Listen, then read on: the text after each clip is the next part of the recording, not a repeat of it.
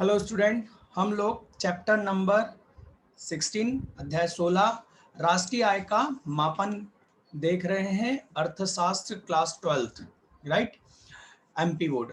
तो बच्चों हम लोग अभी तक यहाँ पर देखें तो हमने चैप्टर नंबर 13, 14 और 15 और 16 ये चार चैप्टर एक ही यूनिट में हो और ये चारों चैप्टर एक दूसरे से जुड़े हुए हैं, है ना। तो हमने 13, 14 और 15 देख लिया है, राइट। उन चैप्टर्स में हमने जो कुछ भी समझा था वो सारा अब हमें इस चैप्टर में काम आने वाला है, ठीक है। तो उन चैप्टर में जो बातें हमने ध्यान दी थी उनको भूलना नहीं है, ठीक है। चलिए, राष्ट्रीय आय का मापन। तो सर, राष्ट्रीय आय क्या होती है, ये आपके क्वेश्चन बैंक में क्वेश्चन है, ठीक है। तो इसको देख लेते हैं फटाफट। तो इस जो चैप्टर है, चैप्टर 16 से जुड़े हुए कौन से प्रश्न है, मतलब उसमें कौन से प्रश्न है जो क्वेश्चन बैंक में दिए हुए हैं, वो मैं आपको पहले बता देता हूं और हम उन सारे क्वेश्चंस को कवर करेंगे, ठीक है। तो सबसे पहला 2 नंबर में क्वेश्चन पूछा गया, राष्ट्रीय आय का अर्थ क्या है, ठीक है, ये हो जाएगा। इसके बाद में है प्रति व्यक्ति आय से क्या किसे कहते हैं, ये भी, ठीक। इसके बाद में आता है राष्ट्रीय आय तथा प्रति व्यक्ति आय में अंतर, ठीक है। इसके बाद में आपको मिलेगा सकल घरेलू उत्पाद को, हाँ, ये तो हम चैप्टर नंबर 15 से संबंधित है, ठीक है। ये चैप्टर नंबर 15 से संबंधित है, तीनों प्रश्न। फिर राष्ट्रीय आय की अवधारणा, चैप्टर नंबर 15। राष्ट्रीय आय की गणना की विधि, है ना। आय की विधि, ये देखिए एक ही प्रश्न है, आय की विधि, व्यय की विधि, अलग अलग प्रश्न है, मतलब अलग अलग विधियां हैं। और उत्पादन वृद्धि रीति, 3 विधियां हैं बेटा आय की गणना, सॉरी, हाँ, राष्ट्रीय आय की गणना की, राइट। और इन तीनों विधियों को हमको समझना है और इन विधियों में कुछ कठिनाइयां हैं और उन्हीं कठिनाइयों को हम यहाँ पर कहेंगे सावधानियां। मतलब सावधानी और कठिनाई का मतलब एक ही होगा, मतलब इस प्रश्न को समझना है ना, ये बहुत जरूरी है, बच्चा कंफ्यूज हो जाता है। यहाँ देखना, राष्ट्रीय आय की गणना की आय विधि, कौन सी, आय विधि की प्रमुख कठिनाइयों को लिखिए। इसी प्रश्न को वो पूछ सकते थे, या प्रमुख कठिनाइयों की जगह लिख देते ज्ञात करने में रखी जाने वाली सावधानियों को लिखिए, एक ही बात है, ठीक है। फिर यहां पर ये प्रश्न, व्यय विधि द्वारा राष्ट्रीय आय ज्ञात करने में प्रमुख कठिनाइयां, मतलब कठिनाइयां कहो या सावधानी कहो, एक ही बात है, ठीक है ना। तो ये 5 प्रश्न हम यहाँ पर करने वाले हैं। 5 प्रश्न ये हो गए। इसके बाद में आएगा राष्ट्रीय आय का महत्व क्या है, ठीक, राष्ट्रीय आय की कम होने के कारण, राष्ट्रीय आय में वृद्धि के उपाय। इतने सारे क्वेश्चन सिर्फ चैप्टर नंबर 16 में हैं। अब ये जो तीनों विधि है ना, ये जो तीनों विधियां हैं, इन तीनों विधि में आपको समझना ही पड़ेगा, याद तो करना ही है, पर रटना और समझ के याद करने में बहुत अंतर है। समझ कर ही आप इसको बहुत आसानी से याद रख पाएंगे, नहीं तो रट के भूल जाएंगे, राइट। इसलिए इस चैप्टर नंबर 16 में मेरा साथ देना, और साथ देने का मतलब यहाँ पर बेटा ये है, आराम से पहले तो एकांत में बैठना, ईयरफोन लगाकर पढ़ना, साथ में अपने कॉपी पेन जरूर रख लो। क्या रख लो, कॉपी पेन जरूर रख लो। और चैप्टर नंबर 13, 14 और 15 को जो जो मैंने उसमें समझाया है बिल्कुल आपको क्लियर आना चाहिए, तभी ये चैप्टर नंबर 16 आएगा। क्योंकि उन चैप्टर में जो शब्द का उपयोग किया गया है जो शब्दों को वहां पर एक्सप्लेन किया गया है, वो शब्द यहाँ पर उपयोग होंगे, और यहाँ पर हम उन शब्दों पर फिर से विचार नहीं कर सकते, नहीं तो ये बहुत लेंदी चला जाएगा, हम सब्जेक्ट से भटक जाएंगे। इसलिए वो चैप्टर अभी भी यदि आपको नहीं समझ में आए हैं, पहले उनको फिर से देखिए, आराम से समझिए, फिर इस चैप्टर पर आइए, ठीक है। तो इसको बड़े आराम से समझना होगा हमें, इसमें हम जल्दबाजी नहीं करेंगे, ठीक है। तो चलिए, राष्ट्रीय आय का मतलब क्या होता है, राइट। राष्ट्रीय आय होती क्या है। देखिए सिंपल सी बात मैं आपसे पूछता हूं, आपके घर की आय कितनी है? आपका आपका आपका घर है, आपका परिवार में कई लोग हैं, राइट? मान लीजिए दादाजी हैं, पापा जी हैं, चाचा जी हैं, राइट?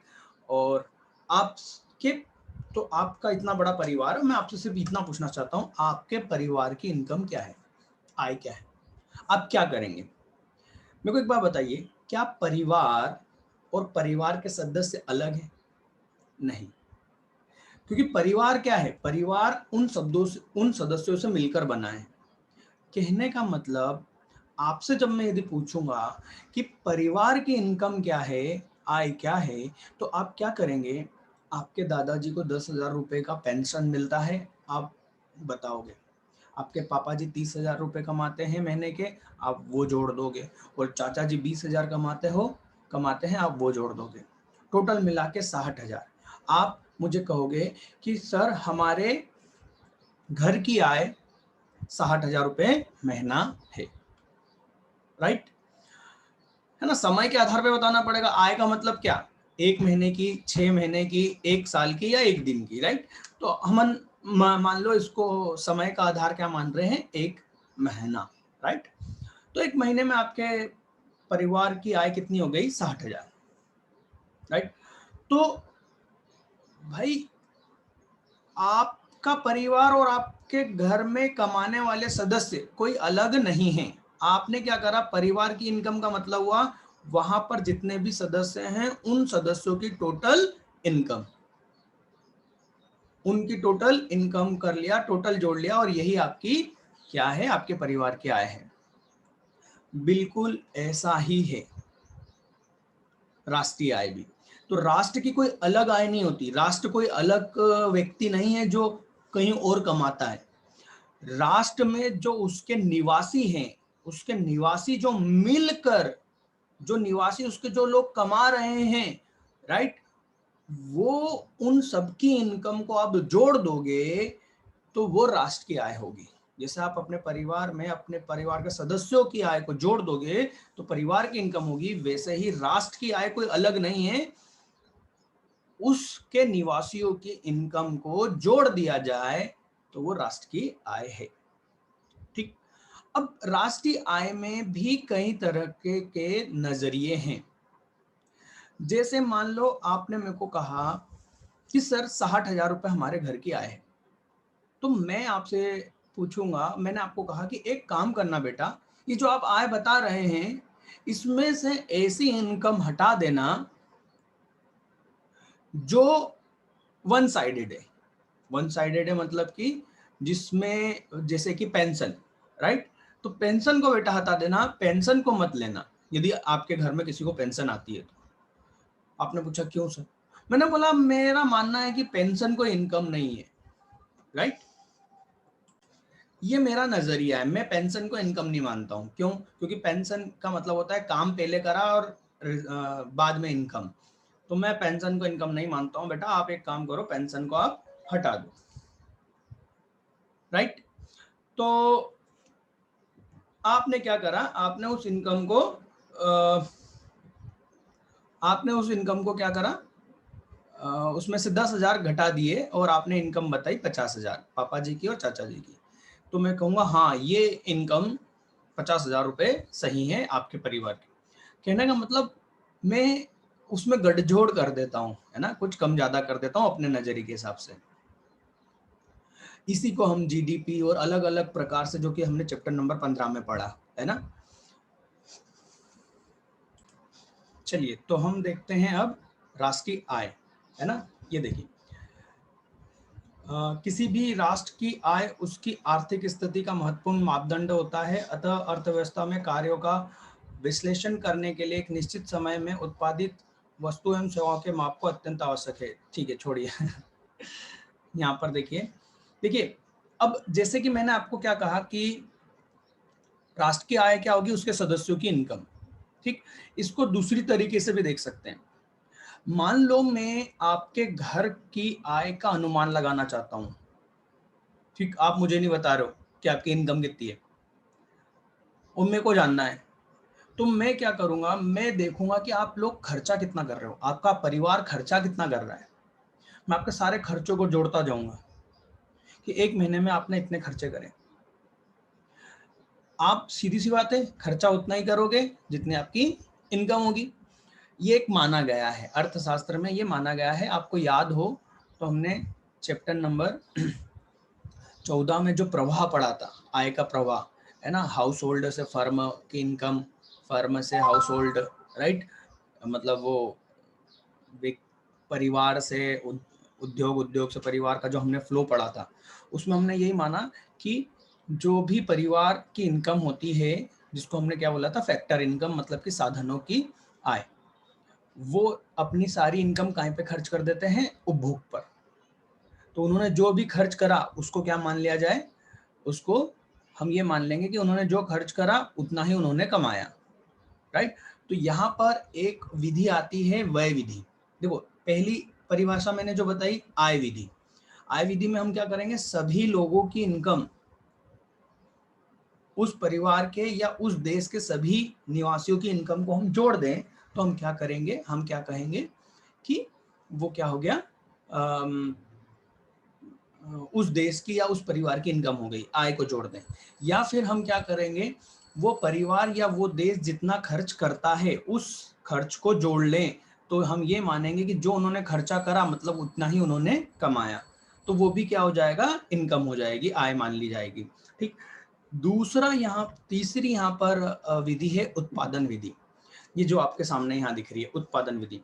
उत्पादन विधि ये बोलती है कि भाई एक देश में जितना भी उत्पादन हुआ है, राइट, या मूल्य वृद्धि हुई है, उसको हम राष्ट्रीय आय की गणना में, मतलब उसके जरिए हम राष्ट्रीय आय की गणना कर सकते हैं।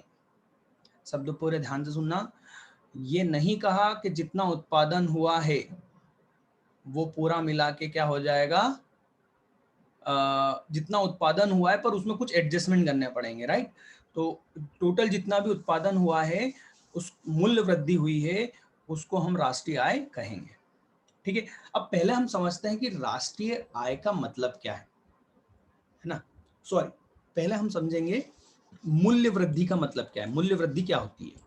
ठीक है। तो यहाँ पर ये एग्जाम्पल दिया हुआ है, आप इसको आराम से पढ़ सकते हैं। इसको पढ़ने की बजाय इसका एक टेबल दिया हुआ है, आप यहाँ टेबल पर ध्यान दे सकते हैं। ठीक है, इसको जरा मैं छोटा कर देता हूँ। ठीक, हाँ, यहाँ पर ध्यान दीजिएगा। जैसे मान लीजिए कि हमारे पूरे अर्थव्यवस्था में, हमारे देश में 3 चीजों का उत्पादन हुआ, मान रहे हैं ना, 3 चीजों का उत्पादन हुआ, ये 3 वस्तुएं। ठीक। इन 3 वस्तुओं का अंतिम मूल्य बाजार, वो भी कौन सा मूल्य, बाजार। अब बाजार मूल्य क्या होता है ना, लागत मूल्य क्या होता है, ये हमने अध्याय 15 में समझा हुआ है, और जिसने नहीं समझा पहले वो उस चैप्टर को अच्छे से समझे। ठीक है ना। बाजार मूल्य, अंतिम वस्तु क्या होती है, मध्यम वर्ती वस्तुएं क्या होती हैं, ये भी हमें मालूम है ना। तो ये 5,000 करोड़ का मतलब कपड़े का उत्पादन हुआ।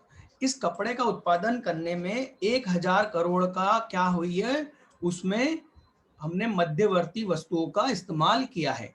तो कुल मिलाकर 1,000 करोड़ की चीज को हमने कितने में बदल दिया, 5,000 करोड़ में बदल दिया, मतलब हमने की 4,000 करोड़ का इसमें मूल्य वृद्धि करी।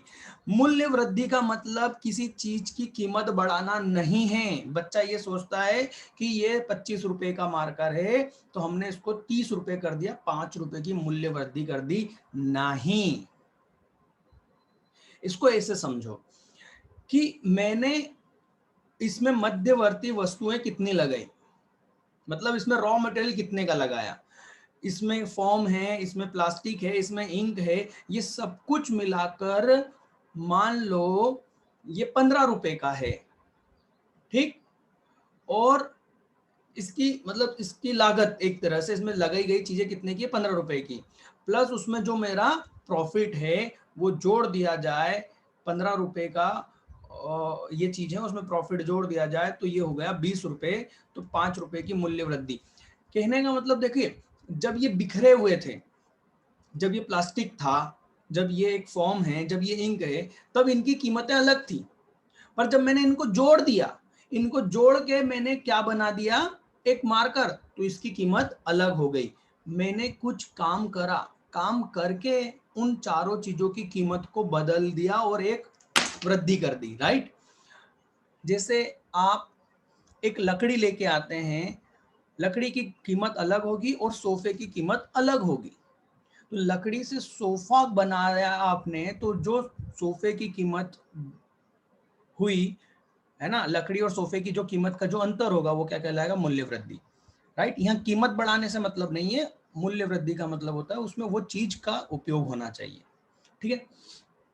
तो इस तरीके से हम देखें कि जितने भी ये इतने 18,000 करोड़ का अंतिम वस्तुओं का बाजार मूल्य क्या है, 18,000 करोड़ है इन तीन चीजों का। तो इनकी मध्यवर्ती वस्तुएं कितनी थी, 3,800 करोड़।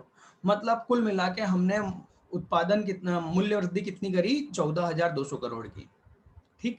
ये बेटा जो 14,200 करोड़ आए हैं, इसको आप कहोगे ये क्या है, ये है बाजार कीमतों पर सकल घरेलू उत्पाद। आपने क्या निकाला, बाजार कीमतों पर सकल घरेलू उत्पाद। सकल मतलब जी, घरेलू मतलब डी, और उत्पाद मतलब पी।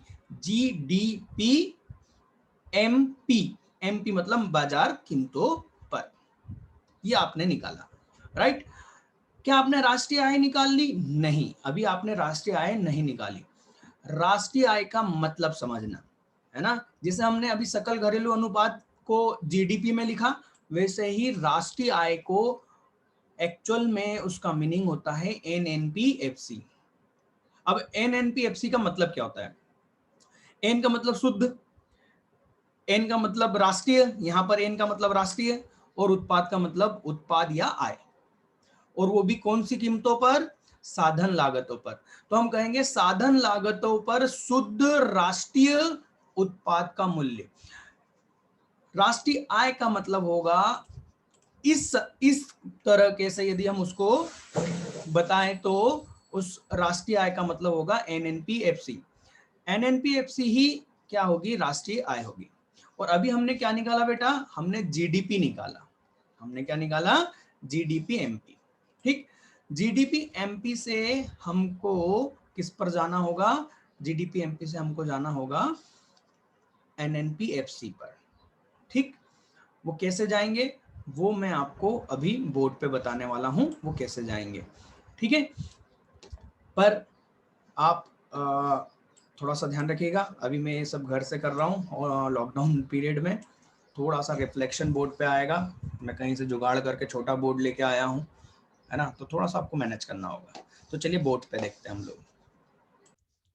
चलिए, तो आप पहले तो जो हमने अभी 1400 करोड़ निकाला था, राइट, उस 1400 करोड़ को क्या कहेंगे, उस 1400 करोड़ को बोलेंगे बेटा जी डी पी एमपी, ठीक। सकल उत्पाद, सकल घरेलू उत्पाद बाजार कीमतों पर, ठीक है।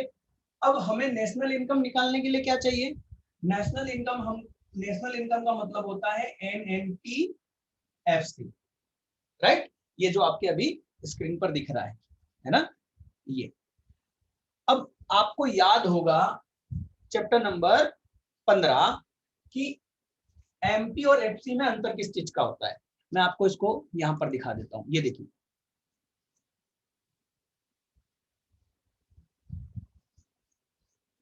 ये रहा एमपी। एमपी मतलब मार्केट प्राइस, एफसी मतलब फैक्टर कॉस्ट।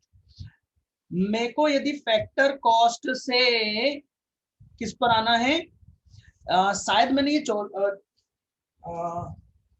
चैप्टर नंबर 15 में शायद बताया नहीं बताया, थोड़ा सा कंफ्यूजन मेरे को इसलिए हो रहा है क्योंकि मैं इंग्लिश मीडियम हिंदी मीडियम भी पढ़ाता हूँ, तो थोड़ा सा ये हो जाता है कंफ्यूजन कि मैंने वहां पर बताया था कि नहीं। तो मैं यहाँ पर फिर से बता रहा हूँ, शायद बता दिया था मैंने, बट शॉर्टकट में बता रहा हूँ मैं फिर से, ठीक है, ध्यान दीजिए। क्योंकि वहां पर उस समय शायद मेरे पास बोर्ड नहीं था, तो अभी मेरे पास बोर्ड है, बोर्ड पे मैं आपको बता रहा हूँ। देखिए फैक्टर कॉस्ट और मार्केट प्राइस में अंतर क्या होता है। मान लो ये मार्कर मैंने कितने में बनाया, इसकी जो कॉस्ट है वो कॉस्ट कितनी है, 15 रुपए, राइट। इस कॉस्ट में मेरा प्रॉफिट भी आ गया, है ना। मान लीजिए 10 रुपए का इसकी सारी, इसके जो मटेरियल इसमें यूज किया गया है, लेबर जो यूज किया गया है, वो टोटल बन के तैयार होता है 10 रुपए में, और 5 रुपए का मेरा इसमें प्रॉफिट है, ठीक। तो उसको मैं क्या कहूंगा, फैक्टर कॉस्ट। फैक्टर कॉस्ट क्यों कहूंगा, प्रॉफिट में कॉस्ट कैसे आ सकता है, आपको इकोनॉमिक्स में ध्यान होगा, फैक्टर कॉस्ट में हम प्रॉफिट भी लेते हैं। याद कीजिए, साहसी, साहसी को क्या मिलता है, लाभ, तो लाभ को भी इसमें जोड़ लिया गया है फैक्टर कॉस्ट में, ठीक है। अब फैक्टर कॉस्ट में, इसको थोड़ा सा मैं इधर लिख देता हूं,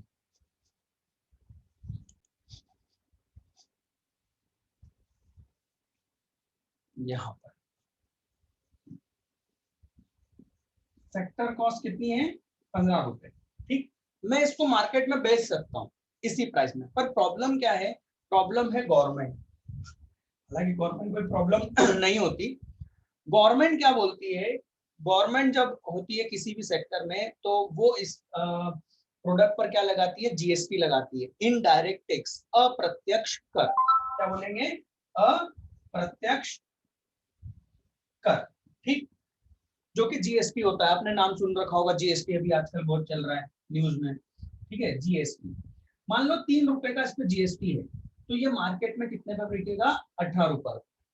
मतलब कि ये जो 18 रुपए है वो क्या कहलाएगी, मार्केट प्राइस, मतलब बाजार कीमत, ठीक, बाजार कीमत कहलाएगी, राइट। अब आप, ये क्या होता है, ये मैं आपको शायद उसमें चैप्टर नंबर 15 में पढ़ा चुका हूँ कि भाई गवर्नमेंट क्या करती है, किसी भी प्रोडक्ट या मतलब कि उत्पाद या सेवा पर क्या लगाती है, अप्रत्यक्ष कर लगाती है। तो अप्रत्यक्ष कर लगाने से ये मार्केट में इसका क्या हो जाएगा, प्राइस बढ़ जाएगा। तो फैक्टर कॉस्ट और मार्केट प्राइस में अंतर जिसका है, उसको हम क्या बोलेंगे, इनडायरेक्ट टैक्स, अप्रत्यक्ष कर। तो अप्रत्यक्ष कर को इंग्लिश में हम लिखेंगे इनडायरेक्ट टैक्स, ठीक, indirect tax, N T, sorry IT, right, indirect tax, ठीक है। पर गवर्नमेंट सिर्फ टैक्स लगाने का काम नहीं करती है, गवर्नमेंट क्या करती है, इस पर हमें बहुत सी चीजों पर सब्सिडी भी देती है। तो सब्सिडी को हम क्या करेंगे, सब्सिडी क्या होती है, देखो सब्सिडी का मतलब ये होता है कि मान लीजिए ये मार्कर कितने में बना, 15 रुपए में बना, ठीक है। तो रिफ्लेक्शन को ध्यान में रख के करना है, हाँ यहाँ पर कर सकता हूँ। यहाँ देखिए, मार्कर कितने में बना, 15 रुपए में बना, ठीक। अब ये बहुत जरूरी चीज है, मान लो ये ऐसी जरूरी चीज है कि इसके बिना कोई टीचर पढ़ा नहीं सकता, है ना।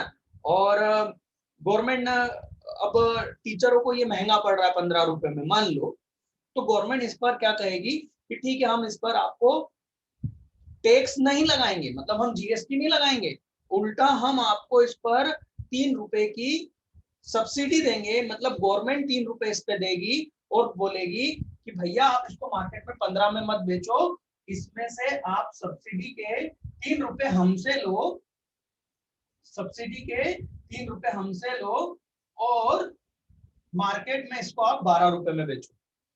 तो आप देखोगे सब्सिडी के कारण मार्केट प्राइस और साधन लागत और बाजार कीमतों में क्या अंतर होता है, ठीक है। तो आपको जो कुल मिलाकर हम यदि कहें कि गवर्नमेंट 2 चीजें करती है, या तो वो टैक्स लगाती है और क्या करती है, सब्सिडी भी देती है। तो इन दोनों के मिक्स रूप को हम बोलते हैं एनआईटी। क्या बोलते हैं, एनआईटी। एनआईटी का मतलब होगा शुद्ध अप्रत्यक्ष कर, शुद्ध अप्रत्यक्ष कर, ठीक है। शुद्ध अप्रत्यक्ष कर को किस प्रकार लिखेंगे, मैं यहाँ पर लिख के बता रहा हूँ, है ना, एनआईटी।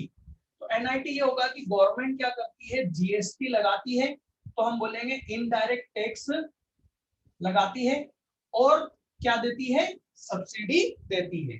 तो हम यदि इनडायरेक्ट टैक्स मतलब कि अप्रत्यक्ष कर में से सब्सिडी मतलब कि अनुदान, अनुदान को माइनस कर देंगे तो क्या आ जाता है, एनआईटी आ जाता है। और ये एनआईटी को हम उपयोग करेंगे फैक्टर कॉस्ट से किस पर जाने पर, एमपी पर जाने पर, एमपी से फैक्टर कॉस्ट पर। ठीक, अभी सिर्फ आप इसको जीएसटी के रूप में देखो इस तरीके से। मान लो मैंने आपको ये कह दिया कि मार्केट प्राइस कितना है 18 रुपए, और मैंने आपको ये कह दिया कि जीएसटी कितना है इसमें 3 रुपए, तो आप मुझे बताओ फैक्टर कॉस्ट क्या होगा। तो आप इसका कैलकुलेशन क्या कर दोगे, उल्टा कर दोगे। आप एमपी में से माइनस कर दोगे जीएसटी,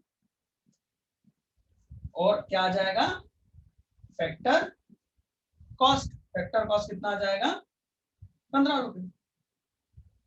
मान लो आपको फैक्टर कॉस्ट दिया होगा, ये दिया होगा, तो आप कहां पर आ जाओगे, अब एमपी पर आ जाओगे, जो कि यहाँ पर अभी आपके पास नोट्स में सामने यहाँ पर दिख रहा है। ठीक, फैक्टर कॉस्ट से एमपी पर आने के लिए इसको जोड़ देते हैं, एमपी से फैक्टर कॉस्ट पर जाने के लिए इसको एनआईटी को, अप्रत्यक्ष कर को घटा देंगे। ठीक है, ये बात क्लियर है। बस अब हमको यहाँ पर इस चीज का इस्तेमाल करना है। चलिए देखते हैं। तो मूल्य वृद्धि करी हमने, याद है मूल्य वृद्धि करी, ये हमने मूल्य वृद्धि करी, तो कितनी करी, पूरे देश में मूल्य वृद्धि हुई 1420 करोड़ की, 14,200 करोड़ की, सॉरी 14,200 करोड़ की। ये क्या निकला, ये निकला था जीडीपी। क्या निकला था, जीडीपी। अब हमको नेशनल इनकम का मतलब होता है एनएनपीएफसी। अब हमको यहां से यहां पहुंचना है, तो कैसे जाएंगे भाई, एमपी को एफसी में बदलने के लिए अभी हमने देखा था क्या करेंगे, एमपी को एफसी में बदलने के लिए एमपी से एफसी पर जाने के लिए माइनस एन आई टी। ठीक है ना। अब पी तो सेम है, पी को बदलना नहीं है, डी को एन में बदलना है, और डी को एन में बदलने का मतलब होता है ये डोमेस्टिक से नेशनल। तो डोमेस्टिक से नेशनल करना हो तो हमें net factor income from abroad को जोड़ देना होगा। मतलब कि नेट फैक्टर इनकम, पहले इसको समझो, इसको मैं जोड़ देता हूं फिर बताता हूं। Net factor income from abroad, ये मैं चैप्टर नंबर 15 में समझा चुका हूं।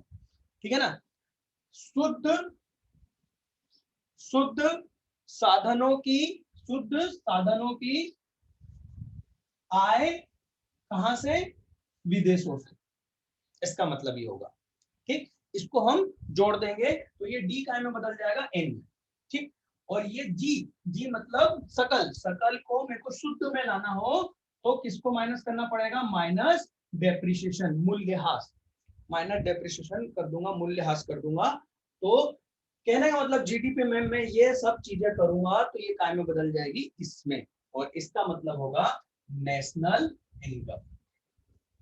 ठीक है, अब इस पूरी कथा को हम 10 मिनट में कंप्लीट, 5 मिनट में, 2 मिनट में कंप्लीट कर लेंगे। ठीक है, तो मैं वापस से आपको नोट्स पर बता रहा हूँ, नोट्स पर ध्यान रखिए।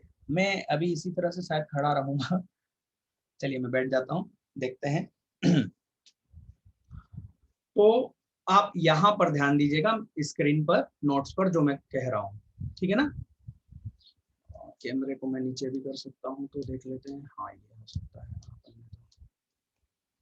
ठीक है, अब देखिए 14,200 करोड़ हमने निकाला। अब यहाँ पर आप देखोगे ये लिखा हुआ है, मूल्य वृद्धि विधि से यही उस देश का बाजार कीमत पर सकल घरेलू उत्पाद का मूल्य है, ये राइट। इसको आगे हमको एनएनपीएफसी निकालने के लिए ये सारे गणित करना होगा। मतलब आपको यहाँ पर ये लिखना चाहिए, ये जो नोट्स में आप क्या करना, जो मैंने अभी बोर्ड पे बताया है ना, वो बोर्ड पे जो बताया है वो लिखना है आपको। यहाँ पर लिखना है जीडीपी, ये जो पूरा कैलकुलेशन मैंने जो बोर्ड पे लिखा है ये लिख के बताना है, ये वाला राइट, ये आपको लिख के बताना है ना। तो आप नोट कर लीजिएगा इसको। अब हम इसको पढ़ के देख लेते हैं, ताकि ये हमारे लिए आसान हो जाए, है ना। चलिए इसको पढ़ते हैं। उत्पादन या मूल्य वृद्धि विधि को शुद्ध उत्पादन विधि भी कहते हैं। मतलब 3 शब्द हो गए बेटा, उत्पादन, मूल्य वृद्धि और शुद्ध उत्पादन विधि, 3 शब्द हो गए एक ही विधि के। ठीक है, ध्यान रखना। इस विधि के अंतर्गत एक देश में एक वर्ष में उत्पादित वस्तुओं सेवाओं के शुद्ध मूल्य में वृद्धि, देखो शुद्ध मूल्य में वृद्धि को ज्ञात किया जाता है। मतलब इस विधि में पहले हम क्या करते हैं, पहले हम मूल्य वृद्धि निकालते हैं। क्या निकालते हैं? मूल्य वृद्धि निकालते हैं। फिर उसके बाद में और उनका योग करके राष्ट्रीय आय निकाली जाती है। एक्चुअल में यहाँ पर शॉर्टकट मार दिया यहाँ पर कि उनका योग करके राष्ट्रीय आय निकाली जाती है। उनका योग करके फिर उसमें ये एडजस्टमेंट करना होता है। ये जो हमने ऊपर नोट करा है, ये करना होता है। ये हम करेंगे तब जाके हम राष्ट्रीय आय पर पहुंचेंगे। बट यही चल रहा है भाषा के रूप में, यदि देखा जाए तो ये ऐसा ही लिखा जाता है, पर गणितीय रूप में जो मैंने बताया वैसे किया जाता है। ठीक है, तो उनका योग करके राष्ट्रीय आय निकाली जाती है। ठीक है, राष्ट्रीय आय का मतलब होगा ये। ठीक, तो आपसे जो क्वेश्चन पूछा गया 2 नंबर का, वो क्या है? वो यही है। उसमें भी आप यही लिखना राष्ट्रीय आय में कि यहां से यहां तक लिख देना। ठीक है ना, ये बीच वाला छोड़ देना, ये यहां से प्रोफेसर साहब को छोड़ देना, बाकी लिख देना। ठीक है, राष्ट्रीय आय का मापन, राष्ट्रीय आय मापन के मूल्य वृद्धि को वैज्ञानिक विधि भी माना जाता है, क्योंकि इसमें वस्तुओं और सेवाओं के मूल्य की दोहरी गणना की संभावना समाप्त हो जाती है। ये अंडरलाइन कर लेना, एमसीक्यूज बनेगा। देखो, राष्ट्रीय आय ज्ञात करने की 2 विधियां थी, सॉरी उत्पादन की 2 विधियां थी, एक उत्पादन विधि और एक मूल्य विधि। उत्पादन विधि में केवल ये क्या करते थे, अंतिम वस्तुओं को जोड़ते थे, ये अंतिम वस्तुओं के मूल्य को जोड़ते थे, जिसमें क्या होता था कि मध्यमवर्ती वस्तुओं का भी योग जुड़ा होता है। तो इसमें क्या हो जाता था, दोहरी गणना हो जाती थी, मतलब डबल जोड़ हो जाता था। तो उसके बाद में कौन सी विधि आई? मूल्य वृद्धि विधि। मूल्य वृद्धि विधि क्या करता है, शुद्ध रूप से बता देता है, मतलब वो 2 इस मध्यम वस्तुओं को माइनस कर देता है। इसलिए इस विधि में दोहरी गणना की समस्या नहीं होती। ठीक है, इस विधि के अंतर्गत एक देश की राष्ट्रीय आय को ज्ञात करने के लिए एक वर्ष की घरेलू सीमा में, घरेलू सीमा समझते हैं, के अंतर्गत उत्पादित अंतिम वस्तुओं एवं सेवाओं के बाजार मूल्य को शामिल किया जाता है। इसमें मध्यम वर्ती के रूप में प्रयोग लाए गए वस्तुओं सेवाओं का मूल्य को घटा दिया जाता है। इस प्रकार अंतिम वस्तुओं एवं सेवाओं के बाजार मूल्य एवं उनके मध्यवर्ती वस्तुओं के मूल्य के अंतर को मूल्य वृद्धि कहते हैं। जो हमने समझा है उसी को लिखा है। ठीक, इन्हीं के योग से देश के बाजार मूल्य पर सकल घरेलू उत्पाद का मूल्य प्राप्त होता है, जीडीपी एमपी। इसके बाद आप लिखोगे कि इसमें से जीडीपी एमपी से हमको एनएनपीएफसी के लिए, मतलब कि राष्ट्रीय आय के लिए हमें क्या करना होगा, हमें करना होगा, ध्यान से सुनना, इसको बाद में आप लिख लेना, है ना। ये इस बोर्ड पर जो लिखा हुआ है उसको ध्यान से देखना कि हमें इसमें साधनों, सॉरी, शुद्ध साधन विदेशों से, इसको सही लिखना है ना, हिंदी में अलग लिखना पड़ता है, विदेशों से प्राप्त शुद्ध साधन आय को हम जोड़ देंगे तथा हम मूल्यह्रास व शुद्ध अप्रत्यक्ष कर को घटा देंगे।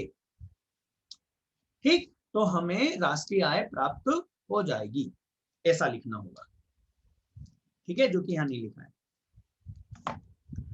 ठीक सर, ये हमने क्या देखी, ये हमने राष्ट्रीय आय मापने की उत्पादन विधि देखी।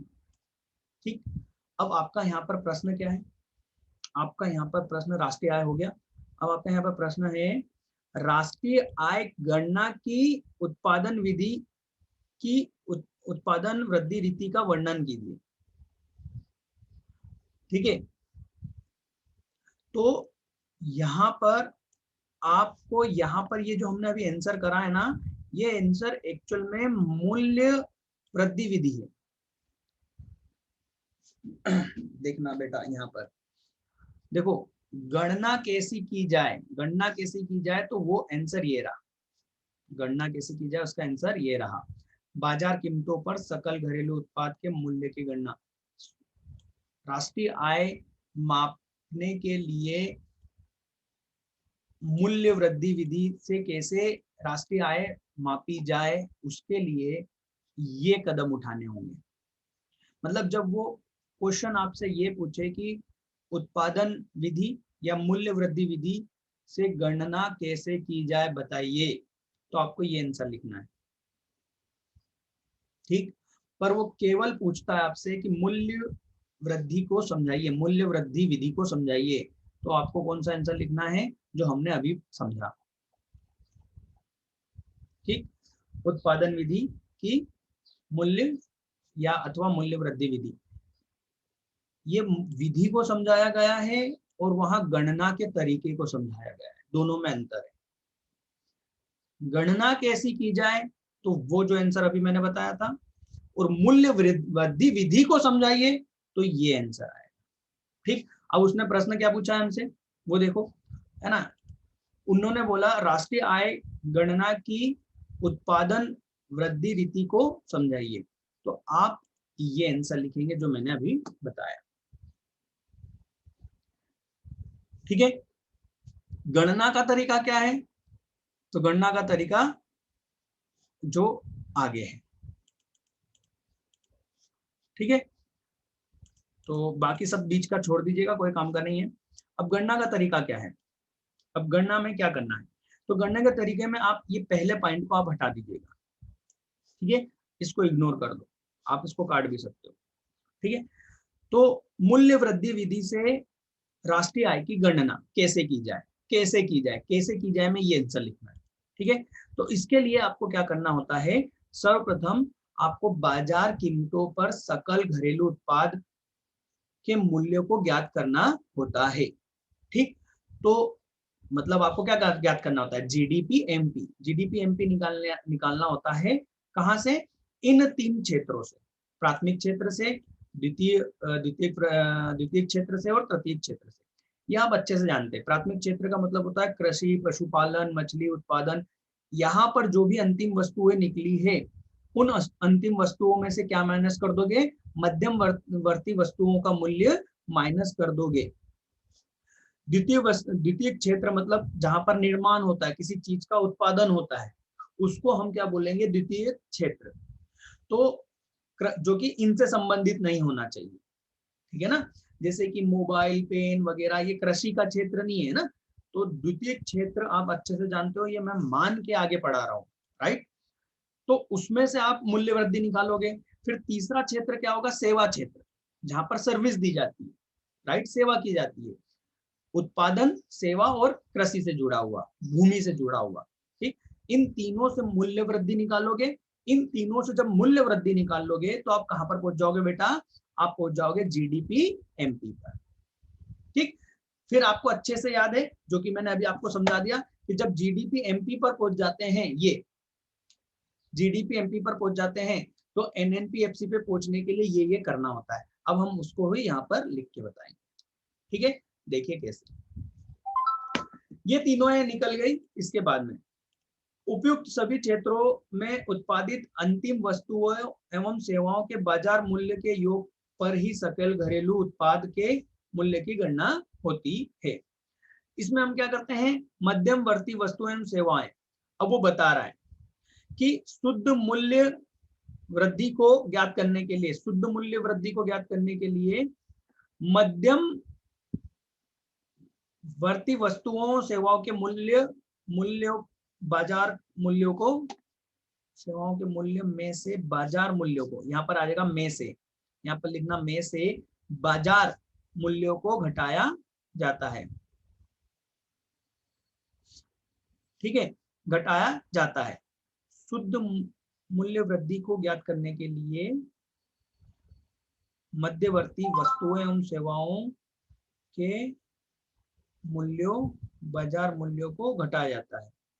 एक सेकंड, वस्तु एवं सेवाओं के, ये मूल्यों को हटा दो बेटा, मूल्य को हटा दो है ना, कि बाजार मूल्य को घटाया जाता है। ठीक है, बाजार मूल्य को घटाया जाता है। तो बाजार, भाई अंतिम वस्तुओं में से बाजार मूल्य को घटा, ये मध्यमवर्ती वस्तुओं की बाजार मूल्य घटा दिया तो आप कहां पर पहुंच जाओगे, सकल घरेलू उत्पाद बाजार मूल्यों पर। अब इसमें ध्यान रखने वाली बात क्या है, इसमें ध्यान रखने वाली बात यह है कि इसमें आपको पुरानी वस्तुओं की खरीदी बिक्री को नहीं जोड़ना है। क्यों? क्योंकि पुरानी वस्तुओं का जब पहली बार निर्माण हुआ था, जैसे ये सेकंड हैंड मोबाइल, ये मैं इस मोबाइल को यदि बेचता हूं तो इस पर इसको अंतिम वस्तु या मध्यम वस्तुओं में नहीं जोड़ा जाएगा। क्यों? क्योंकि ये जिस साल में उत्पादन हुआ था उसी साल में इसको इनकम के रूप में मान लिया गया था।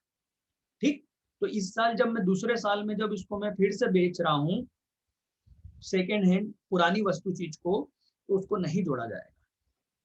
ठीक है, पुरानी वस्तुओं की खरीदी बिक्री को राष्ट्रीय आय की गणना में शामिल नहीं किया जाता।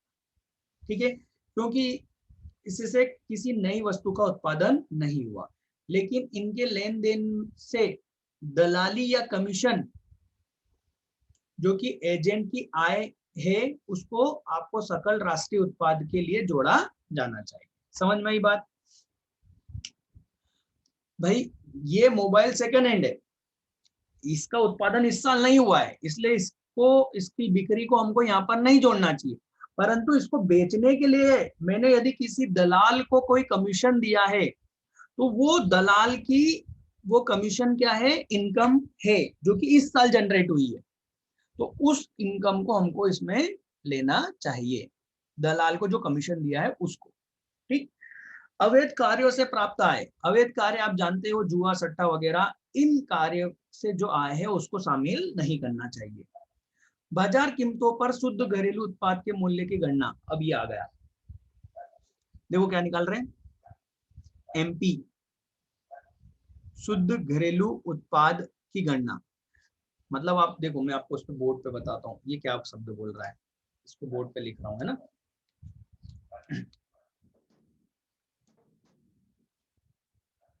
ये जो लिखा हुआ है ना बेटा, बाजार कीमतों पर शुद्ध घरेलू उत्पाद की गणना, इसको इस तरीके से लिखेंगे,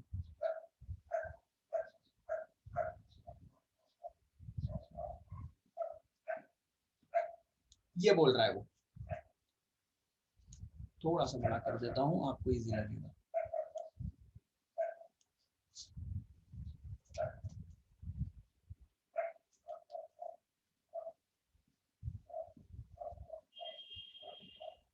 ये बोल रहा है वो। ठीक, अब हमारे पास क्या है, हमारे पास में जीडीपी एमपी है, राइट, जीडीपी एमपी है, और वो ये बोल रहा है कि हमको ये निकालना है। अब आप खुद सोचो, ये करने के लिए आपको करना क्या होगा। देखो एमपी एमपी है, इसको कोई बदलना नहीं है, पीपी है, डी को डी है, जी को बस हमको एन में बदलना है, सकल को शुद्ध करना है, और सकल को शुद्ध करने के लिए हमको सिर्फ माइनस करना होता है घिसावट, मतलब कि डेप्रिसिएशन।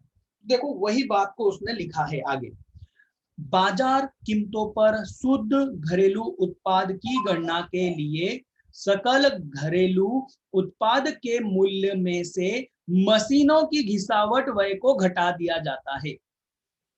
अब बेटा आप सिर्फ समझोगे तो अभी इसको याद रख पाओगे, नहीं तो क्या किसके लिए क्या घटा दिया बहुत मुश्किल हो जाएगा। समझ रहे हैं? आपको यहाँ पर ध्यान रखना होगा कि हम अभी अपन यहाँ पर कहाँ पर खड़े हैं। कहाँ पर खड़े हैं का मतलब देखो, ये हम कहाँ से चालू है, सकल घरेलू उत्पाद से चालू है, सकल घरेलू उत्पाद से चालू हुए है ना, वो भी बाजार कीमतों पे। तो उसके लिए हमने क्या करा, हमने अंतिम वस्तुओं का टोटल करा, ठीक, और उसमें से हमने मध्यम वस्तुएं माइनस कर दी, तो हम कहाँ आ गए, शुद्ध मूल्य वृद्धि पर आ गए। और शुद्ध मूल्य वृद्धि पर आने के बाद में हमको कुछ चीजों का ध्यान रखना चाहिए। किन चीजों का? कि पुरानी वस्तुओं को कि खरीदी बिक्री को इसमें नहीं जोड़ना है, परंतु दलाल की जो इनकम हुई है, कमीशन जो दिया हमने, उसको जोड़ना चाहिए। अवैध वस्तुओं, अवैध कार्यों की आय को नहीं जोड़ना चाहिए। इस प्रकार हम कहां पर खड़े हो गए? इस प्रकार हम खड़े हो गए कि हमने क्या निकाल लिया? हमने निकाल लिया बाजार कीमतों पर सकल घरेलू उत्पाद निकाल लिया, यहां पर इस लाइन तक। ठीक, सॉरी, ये इस लाइन तक। अब हम क्या चाहते हैं? अब हम चाहते हैं कि हम उसको, ये जीडीपी एमपी निकाल लिया है, आप यहाँ पर देखिए, है ना। तो हम चाहते हैं वो क्या हो जाए? एनडीपी एमपी हो जाए। तो भैया एनडीपी एमपी करने के लिए हमको सिर्फ क्या करना है? इसको घटाना है। किसको? डेप्रिसिएशन को। तो हमने यहाँ पर वही लिखा, बाजार कीमतों पर शुद्ध घरेलू उत्पाद, मतलब कि ये एनडीपी एमपी की गणना के लिए सकल घरेलू उत्पाद, मतलब कि जीडीपी एमपी में से घटा देंगे क्या? जीडी डेप्रिसिएशन, मूल्यह्रास, गिरावट घटा दिया जाता है। ठीक, फिर उसके बाद क्या बोल रहा है? निर्यातों एवं आयातों के मूल्य का समायोजन। याद करो, ये मैंने आपको बताया क्या, ये हमने करा था ना, NFIA,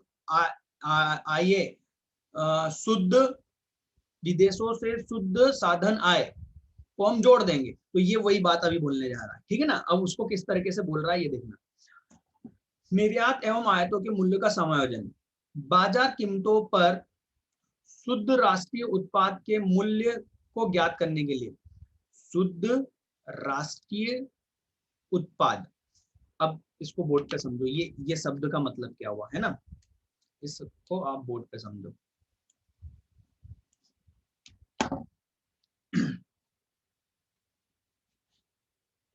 देखो हम कहां पे पहुंच गए? जीडीपी एमपी से हम पहुंच गए हैं एनडीपी एमपी पर, ठीक है, पहुंच गए, है ना। अब वो ये बोल रहा है कि अब हमको क्या निकालना है? हमको निकालना है, ये देखो, शुद्ध राष्ट्रीय उत्पाद।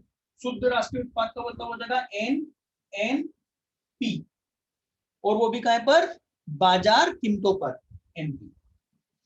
हम इस पर पहुंच चुके थे, राइट। अब वो ये बोल रहा है कि इससे इस पर जाने के लिए, इस पर जाने के लिए, ये देखो लिखा है, बाजार कीमतों पर शुद्ध राष्ट्रीय उत्पाद, बाजार कीमतों पर के मूल्य को ज्ञात करने के लिए क्या करोगे भाई?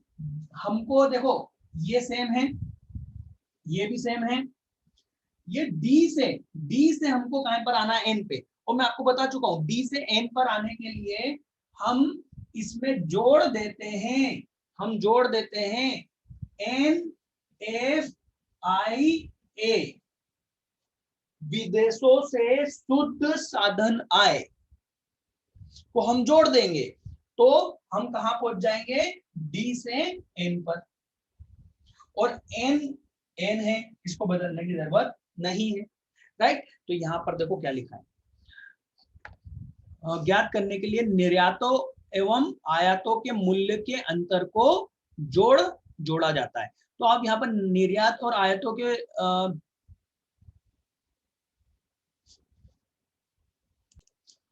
ये जो लिखा है ना, निर्यात एवं आयातों के मूल्यों के अंतर को जोड़ा जाता है, इसके बजाय ये भी लिख सकते हो, और जो मैं बोल रहा हूं वो भी लिख सकते हो। क्या? विदेशों से शुद्ध साधन आय को जोड़ दिया जाए, ठीक, आप ये लिख दो। और या फिर निर्यात आयात का मूल्यों का अंतर, जो कि यहाँ पर लिखा हुआ, ये भी लिख सकते हो, ठीक है। दोनों का मतलब एक ही है, ठीक। इसके बाद में अब आप कहां पर आ गए? अब जरा देखो आप कहां पर आ गए। अब आप आ चुके हो, यहाँ देखो, अब आप कहां पर आ चुके हो? एनएनपी एमपी, ठीक। अब मैं इसको यहाँ पर ऊपर लिख देता हूँ, थोड़ा सा मैं कैमरे को ऊपर कर लेता हूँ।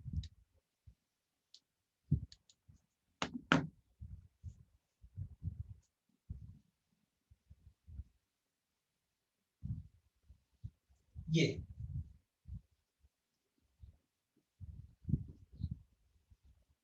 अब देखो इनमें अंतर किस चीज का है, आप यहाँ तक आ चुके हैं। देखो हमारा जो सफर चालू हुआ था, पहले ये निकालने पर चालू हुआ था, हमने सबसे पहले ये निकाला, फिर उसमें हमने किसका एडजस्टमेंट करा,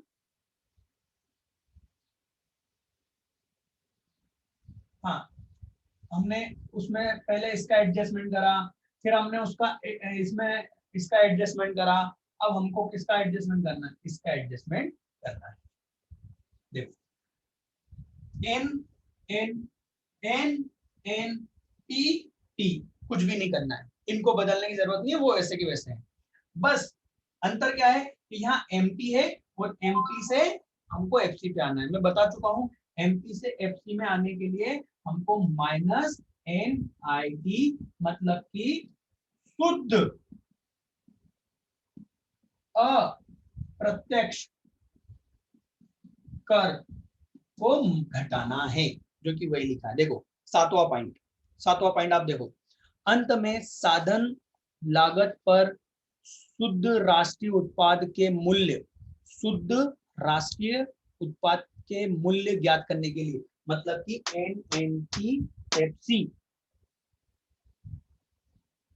देखो लिखा है ना साधन लागत पर, ठीक है ना, साधन लागत पर शुद्ध राष्ट्रीय उत्पाद नेशनल प्रोडक्ट ज्ञात करने के लिए, मतलब कि क्या ज्ञात करने के लिए, नेशनल इनकम ज्ञात करने के लिए अप्रत्यक्ष करों को घटाया जाता है।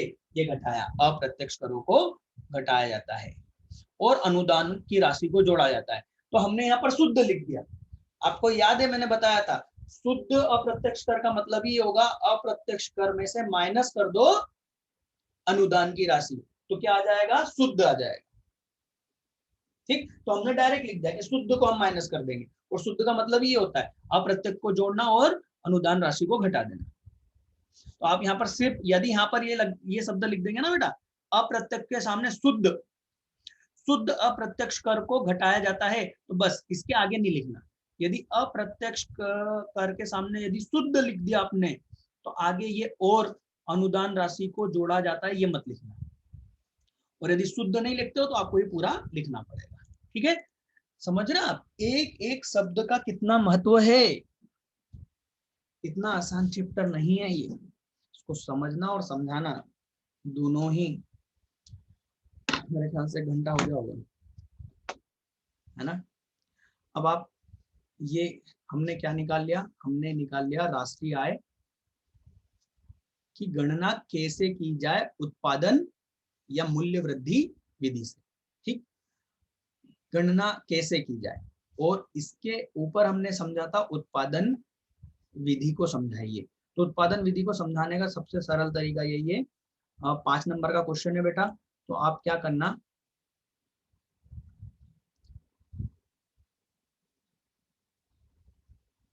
आप मैं सच बताऊं आप दोनों में से कोई सी भी विधि कुछ भी लिख सकते हो। आप ये आंसर भी लिख सकते हो, ठीक, और ऐसा लिखने के लिए आपको उदाहरण देके समझाना पड़ेगा, और ये जो सारणी बनाई है ये समझानी पड़ेगी। और चाहो तो आप ये भी जो हमने अभी ये समझा था ये भी कर सकते हो, दोनों में से कोई सा, ठीक है। हाँ, क्योंकि कोई फर्क नहीं पड़ता इतना खास, दोनों का मतलब एक ही है। दोनों में ही आप उत्पादन विधि को समझा रहे हैं, और इस विधि में तो ये जो है इसमें आप विधि भी समझा रहे हैं, साथ साथ कैसे गणना करना ये भी सिखा रहे हैं। तो ज्यादा अच्छा रहेगा आप इस तरीके से याद करो, है ना, ये इसको करो, ये क्वेश्चन आएगा तो यही लिखो, ठीक है, ज्यादा अच्छा रहेगा। इसमें दोनों विधि हो गई, दोनों हो गई, तो गणना का तरीका भी हो गया और उत्पादन विधि भी समझा दिया, है ना। तो ये ज्यादा अच्छा रहेगा, आप इसको याद करो, ठीक है। तो यहाँ पर आपका एक क्वेश्चन हुआ, और राष्ट्रीय आय क्या होती है वो हो गया, ठीक। इसके बाद में आती है आय विधि। अब मैं अगले पार्ट में नेक्स्ट वीडियो में आपको आय विधि और बाकी का पूरा चैप्टर कंप्लीट कर दूंगा। अब उस भाग में मैं इतनी ताकत नहीं लगाऊंगा जितनी मैंने अभी लगाई है, क्योंकि उत्पादन विधि टफ था, कठिन था। आय विधि में ज्यादा कुछ नहीं है, फटाफट चीजों को बस ये चीजों को समझना है, क्योंकि बहुत सी चीजें तो हम समझ चुके हैं, बस अब उनको पढ़ के देखना है, ठीक। तो अगला वीडियो 1 घंटे का जरूर होगा, बट उसमें हम बाकी का पूरा कंप्लीट कर लेंगे, ठीक है। तो चलिए मिलते हैं नेक्स्ट क्लास में।